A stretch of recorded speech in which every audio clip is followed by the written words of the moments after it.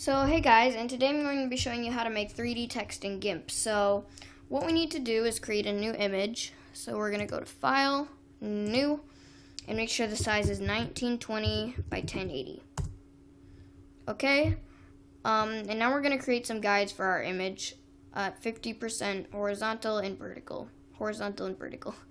Okay, so we're going to go to Image, Guides, New Guide by percent. And we're going to make a horizontal guide at 50% and then a vertical guide at 50%. So again, image, guides, new guide by percent, and then make a vertical one. Alright, so now we're going to make our text. So we're going to get the text tool. You can make the font whatever you want. I'm going to use a font that I've downloaded, and you guys can download this font in the description below. And then change the font size to about 400. And the color, make it whatever you want. I'm going to use a very bright red, double F quadruple 0. Okay, and then type in your text. So I'm going to type, hey guys. Okay, and now I'm going to move it all the way into the very center. Perfect. Now I'm going to right click the text and choose layer to image size. So that's going to make the text the size of our image. It's not going to change the size of the text. It's going to make the box around the text the size of the image. And then we're going to duplicate this layer by pressing this button. Alright, that's going to create a duplicate. So now we're going to turn the duplicate off for now, and we're going to select the first layer we made. So now we're going to blur it by using a vanishing point. So what we're going to do is we're going to get the measuring tool, and my vanishing point is going to be about right here. And you guys can play with the vanishing point. You could put it, like down at the bottom, in the middle, or up the top middle. It doesn't matter. My vanishing point's going to be right here. And then you're going to drag it up, still holding your cursor, drag it all the way up to the top. Okay, this is 537 pixels. If you're using my image size, from the center up, it's going to always be 540 pixels. So I'm just going to grab this and then move it over to the left side and see what size. It's going to be 1083 pixels. So we're going to put the 1083 first and then the 540 in the motion blur. So we're going to go to Filters, Blur, Motion Blur, and we're going to choose Zoom and then leave the 540 in the bottom, but we're going to change this to 1083. 1083. Okay, so we have 1083, 540, uncheck blur outward, and then change the length to about 30. Alright, now hit OK. Now this is going to take a while. You see the green bar.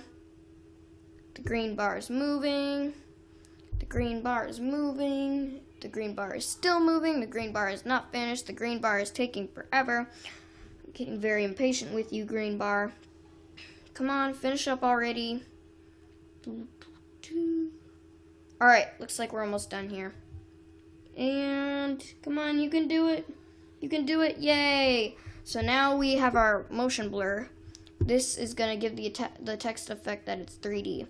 So now what we want to do with this is we're going to get the fuzzy select tool and then just click anywhere in the background. Okay, so that's going to make these selections for us, and then we're going to go to select, invert. So that's going to just select our text, this layer right here. So now we're going to go to the blend tool and keep the foreground color as that whatever color your text was, and then change the background color to black, which is the notation is 00 is 5 zeros, 6 zeros. Okay. So now we're going to switch these around, and then we're going to drag it vertically downwards. Okay, so that's going to create, that's just going to make it look cooler. So now we can go ahead and go up to select, none. Alright, and now we can turn this layer back on. So now, as you can see, we have our 3D text, and we're going to add like a glossy or shiny effect to the top layer that hasn't been blurred. So we're going to select that, right click it, and choose Alpha to Selection.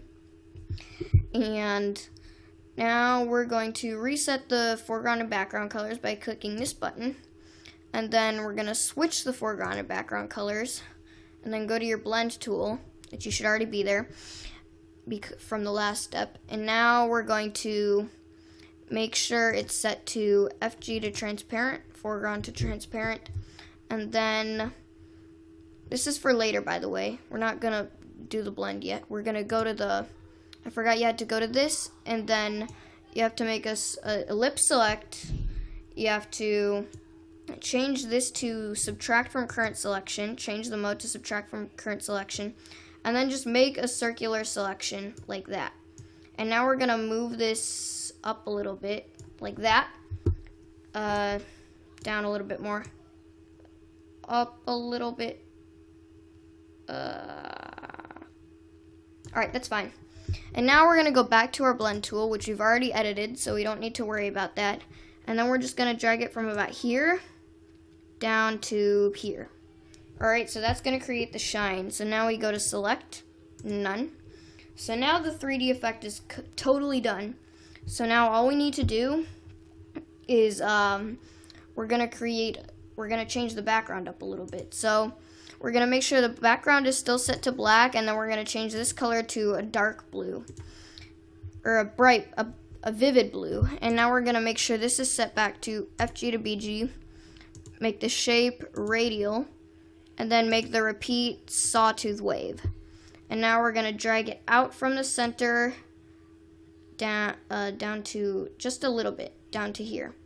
Alright, so that's going to create that awesome effect in the background. So now this tutorial is basically done. So thank you for watching. If you enjoyed, leave a like, subscribe, comment, and see you in my next tutorial. So goodbye.